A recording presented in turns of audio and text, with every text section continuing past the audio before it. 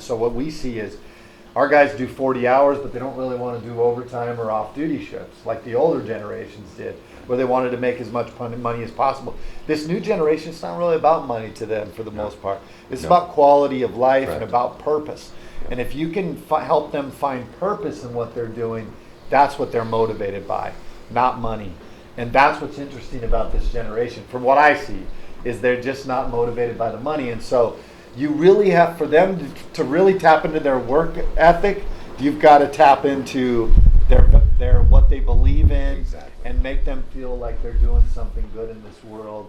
And so I think some of that comes from perhaps the school system and learning maybe that it's better to argue or you have rights.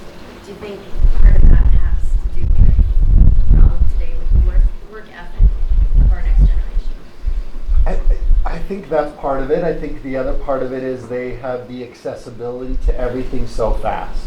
And it's a flash in the pan generation, which means like they can see something online and then boom, they're not even interested in it anymore.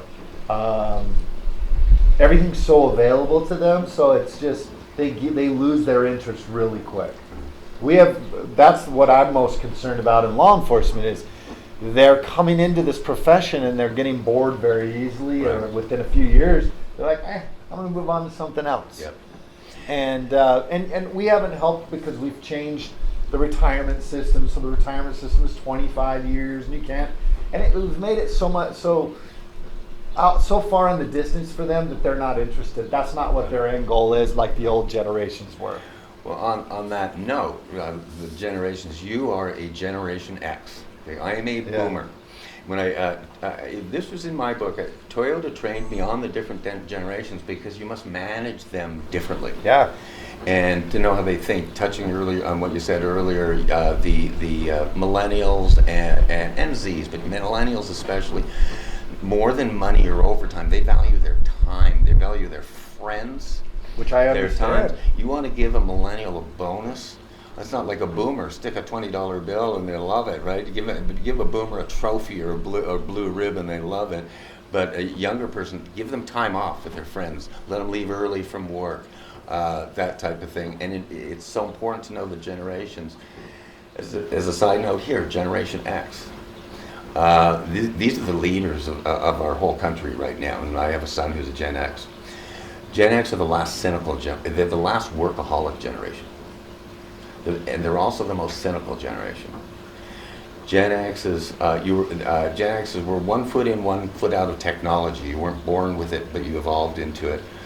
But Gen X's are the last workaholics because they generally had their workaholic boomer or grandparents as examples. Right. But something magical happened, like you talk about with the millennials.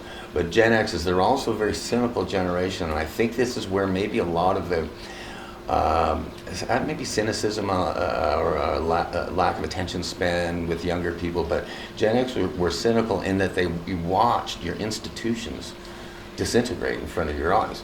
Boomers and older folks had our banks, our stock market, blue chip stocks, things that we literally, had faith in. Had it was part of the country, the fabric of the country back in the 50s and earlier.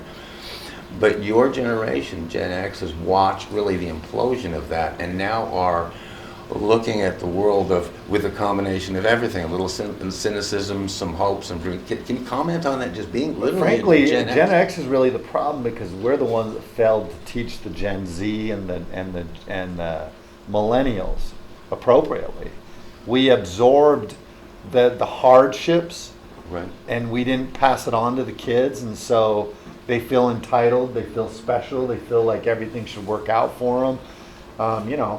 Like back in our day, it was not uncommon. Your mom would be like, "No, I'm not going to come pick you up," and you had to walk 3 miles home from school, and they wouldn't buy you a 25-cent candy bar. Now we've done so much, the kids don't even get their driver's license anymore. They're 18, 19, 20. They don't even have a driver's license. They're just a different. But we created that for the most part. We removed, and we were workers. We were busy working and didn't really, push them to do work themselves. think about it. Every summer, we all worked. There was no It was a there was given. no option. It Like was a you given. had to work. You just that's just you knew when school ended, and maybe that's why we didn't always want school to end, because when school ended, A, you never saw anybody again. There was no cell phones. There was no social media. You didn't see them until the school year again. And B, we all had to work. And so It was a I don't given. know. Somewhere along the lines, we didn't do that to our children, and now we're paying the price for it. So. Talk about workaholics, and it's a given to work. Like I said, I will never forget, and this was the last year I was in college. This is back in Montreal, and I was 2 weeks away from going back to college, so I was working. I worked hard from 15 years old, right? And I remember, to this day, I remember I had 2 weeks left before I went back to school, and I needed some extra money, so I went to my supervisor. I said, "Can I work like double shifts? 8 a.m. and it was 8 a.m. till like 11 p.m. nonstop. And you don't have to pay me time and a half. I just want the hours. I got to get some down here." That kind of, but that was ingrained in us. Yeah. It was ingrained in us, and boomers, I think, ingrained that a lot on our Gen X's, our Right. kids and